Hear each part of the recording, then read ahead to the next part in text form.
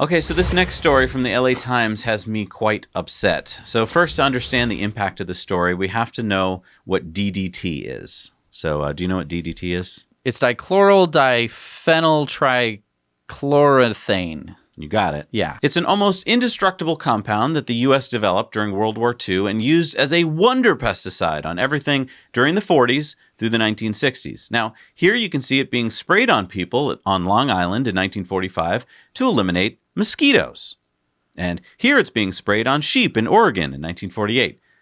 And so, great. So it kills mosquitoes, and I assume there must be no other side effects. Yes, long story short, it's now banned because we found out it wasn't quite a wonder. It's carcinogenic, it's toxic, and it moves up the food chain being stored in the fatty tissues. So if it gets into a plankton, for instance, then guess what? Everything that eats that plankton and everything that eats that creature now are contaminated. Okay, so now you get the picture. DDT is bad stuff. Stuff that we used to think was great, and then decades later, in 1972, we banned. Okay, so now along comes a mild-mannered scientist from UC Santa Barbara, Dave Valentine. He had borrowed an underwater robot for some methane experiments, and he finishes early. So he thinks, hey, I've got this really expensive robot.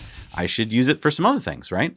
So he steers it over to an underwater site near Catalina Island off the coast of LA that he's had his suspicions about. So down it goes, 3,000 feet, and what does he find? Treasure. Pirate ship. The Titanic. Alien spaceship. Loch Ness Monster. No.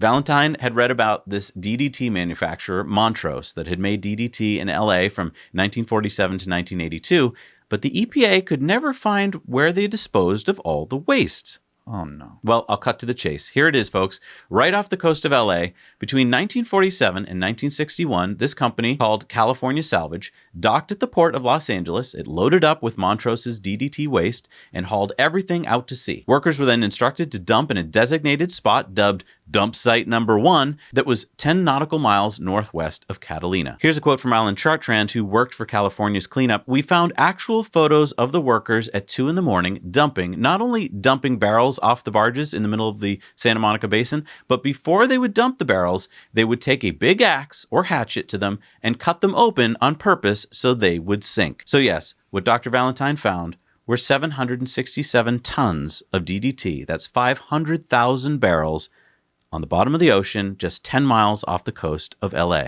And so they're not just barrels that are full of DDT. These are barrels that have been leaking DDT for decades. And so many scientists have been trying to figure out why all these sea creatures have been so awfully contaminated with DDT. They had this other Superfund site, which was at the end of a sewerage line, and they were like, this must be it. But it didn't add up. The numbers didn't add up. They're like, there's just way more contamination that would have come out of this pipe.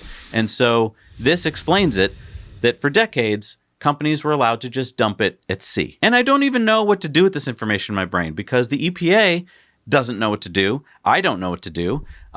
We can't go back in time and stop it. But I guess what we can do is we can apply it to what we know now is going on in the world. There's companies that are like, yeah, we're making this product. It's maybe bad, maybe not. I don't know, but let's not worry about it. Right. And I mean, this goes back to everything from plastic to coal ash ponds to just awful stuff that we generate as humans. And we don't really care about disposing of properly. This includes nuclear waste. Famously, there was a warehouse built over a river where nuclear waste was stored. And then oh no, the big flood and the warehouse fell into the river. Well, it's gone now. Solve that problem. And there's this pervasive, awful, euphemistic thing, which is the solution to pollution is dilution. Yep. That's what they actually thought back then. They thought you just bring it out to sea and it'll dilute itself and everything will be fine. Hey everybody, thanks so much for watching Now You Know Clips. You can watch full episodes of Tesla Time News on Mondays and in-depths on Fridays. Just click the link down below to head over to the Now You Know channel.